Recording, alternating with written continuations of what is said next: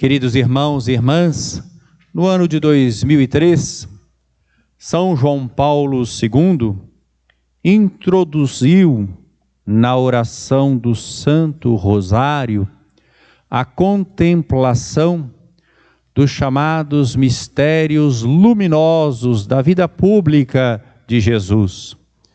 O Rosário tem os mistérios gozosos, que falam da infância, tem os mistérios dolorosos, que falam da paixão, e tem os mistérios gloriosos da ressurreição, ascensão, Pentecostes, e a glorificação também da Virgem Maria.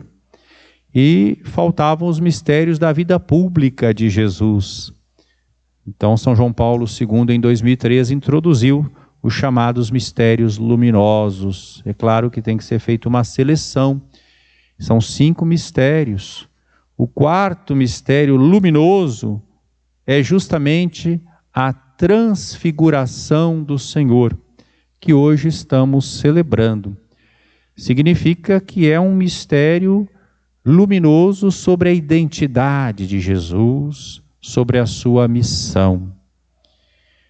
Alguns dias depois que Jesus tinha já feito o anúncio da paixão, em que ele tinha feito aquela pergunta lá em Cesareia de Filipe: quem dizem os homens que eu sou? E depois dirigiu-se aos seus discípulos: e para vós quem sou eu? E Pedro respondeu em nome de todos: tu és o Cristo, Filho do Deus vivo.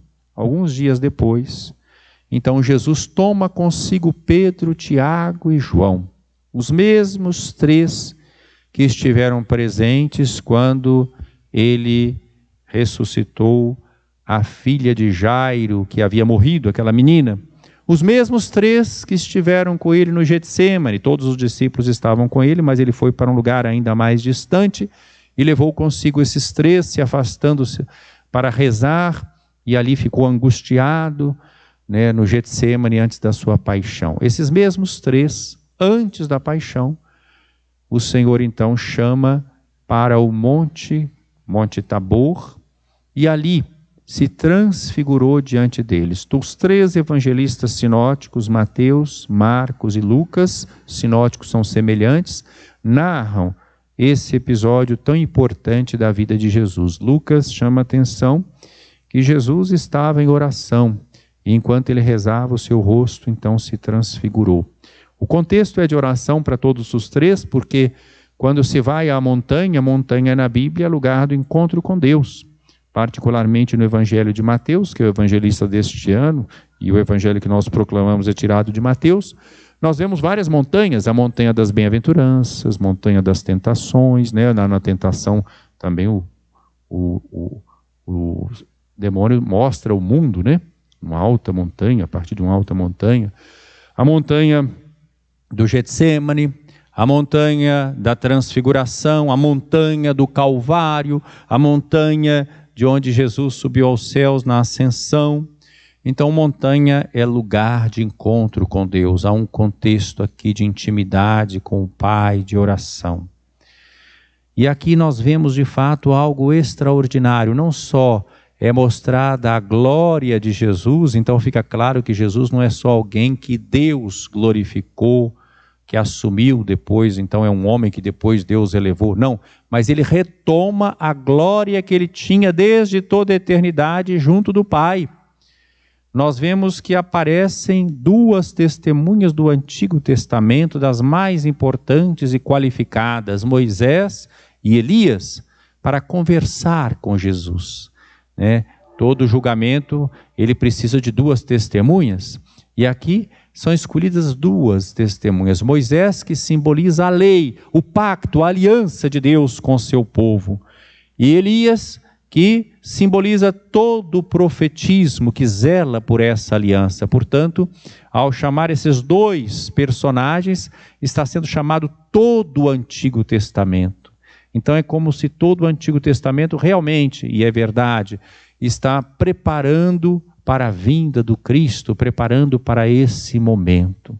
E eles conversam com Jesus. Mateus e Marcos não chegam a dizer exatamente qual era o assunto da conversa, mas todos 2 colocam: depois do anúncio da paixão, né? E antes da paixão. E aqui Lucas vai dizer que eles conversavam sobre o êxodo que Jesus teria em Jerusalém, ou seja, a partida de Jesus. O êxodo aqui é chamado, a sua paixão é chamada de êxodo, né? A partida de Jesus na paixão. Nós vemos que Jesus vai à glória passando pela cruz. Então os dois conversavam, quer dizer que todo o Antigo Testamento fala que o Cristo chega à sua glória passando pela paixão. Os discípulos ficam maravilhados. Pedro tem essa ideia de fazer 3 tendas, ainda sem saber muito bem, né, o que dizer. Tenda como lugar do encontro com Deus. E aí tem essa nuvem luminosa que os envolve. A nuvem luminosa, já no Antigo Testamento, é sempre símbolo da presença divina. É um dos símbolos do Espírito Santo. Então eles são envolvidos por uma nuvem luminosa e uma voz se faz ouvir. É a voz do Pai. Este é o meu Filho amado, em quem eu coloco todo o meu agrado, escutai-o. Nós estamos diante de uma teofania, isto é, manifestação de Deus, né? Manifestação trinitária. A voz do Pai se faz ouvir, o Espírito se faz presente pela nuvem luminosa e o Filho é aquele do qual fala essa voz do Pai. Então este Filho é a palavra definitiva de Deus para a salvação do mundo. Este é o meu Filho amado, em quem coloco todo o meu agrado, escutai-o, né? Cabe a nós então acolher essa palavra do Senhor e toda a sua vida, essa palavra que se fez carne. Diante de uma manifestação tão sublime, os discípulos caíram com o rosto por terra. Diante de tanta luz, né, eles caíram com o rosto por terra. Nós não conseguimos olhar diretamente para a glória de Deus, nos ultrapassa. Mas Deus não quer nos atemorizar. E eles, com medo, assustados, são sustentados por Jesus, que toca neles e diz: levantai-vos, não tenhais medo, né? E aí eles veem somente Jesus, não veem mais nada. Meus queridos irmãos, Deus às vezes nos concede na vida alguns momentos privilegiados de graça, de sua manifestação, que nós chamamos de kairós. Não são momentos que devam ser constantes na nossa vida, são momentos pontuais que devem nos incentivar, consolar, fortalecer para enfrentar os momentos difíceis de provação, de tribulação. A transfiguração se dá antes da paixão do Senhor, preparando os seus discípulos para que eles não se escandalizassem diante da sua cruel paixão e morte de cruz. Mas não só, preparando também os discípulos para que eles pudessem compreender a ressurreição, que é um fato totalmente novo, porque depois eles vão se recordar, como nós ouvimos hoje na segunda leitura tirada da segunda carta de São Pedro, desse episódio vivido na montanha. Então Pedro vai dizer, não são fábulas que nós dissemos, né? Mas nós mesmos vimos, experimentamos, né, essa glória, que eles vão perceber então que a ressurreição é a retomada da glória que o Filho eterno do Pai tinha desde toda a eternidade, né? Então não é simplesmente uma glorificação no final da vida de Jesus, né? Também a primeira leitura de hoje, tirada do livro do profeta Daniel, o Antigo Testamento, prepara para esta leitura do Evangelho que nós acabamos de ouvir, porque Daniel fala desse ancião de muitos anos, que é a figura de Deus Pai, e que vai pronunciar um juízo sobre o mundo. Tem um rio de fogo que parte dali, mostrando que seu juízo é definitivo, e de repente aparece uma figura misteriosa, não esperada, nessa visão de Daniel, que é um filho do homem, a quem é entregue todo o poder. Jesus, ao longo da sua vida, sempre se referiu a si mesmo como o Filho do Homem, retomando exatamente essa terminologia do livro do profeta Daniel, né? Ele não afirma claramente, né, assim, que pelo menos na maioria das passagens, há momentos que ele diz que ele é o Filho eterno do Pai, mas ele diz que é o Filho do homem, quer dizer, é o Messias, é o esperado, é o enviado. Mas como nós lemos no profeta Daniel, esse Filho do homem não é simplesmente mais um profeta, mas é alguém a quem todas as nações são submetidas, é alguém que tem todo o poder. Então as peças, digamos assim, vão se juntando.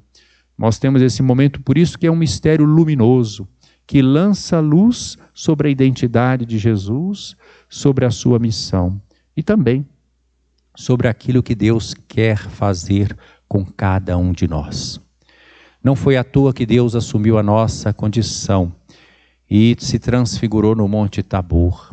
Ali também Ele nos deu uma visão do que Ele quer fazer com cada ser humano. Hoje mesmo eu celebrei 2 encomendações, né? Faz parte do nosso cotidiano, estamos rezando nessas intenções, uma inclusive de uma morte violenta. A última palavra sobre a nossa vida não é uma palavra de morte, de sofrimento, de tristeza, de enfermidade, de injustiça, de maldade. É uma palavra de transfiguração, de transformação pela graça. Agradeçamos ao Senhor que concedeu a Pedro, Tiago e João essa graça para que depois pudessem comunicar aos outros e a toda a igreja. Agradeçamos ao Senhor que nos enviou o seu Filho, a palavra definitiva que nós devemos escutar e que nos orienta para a verdadeira vida.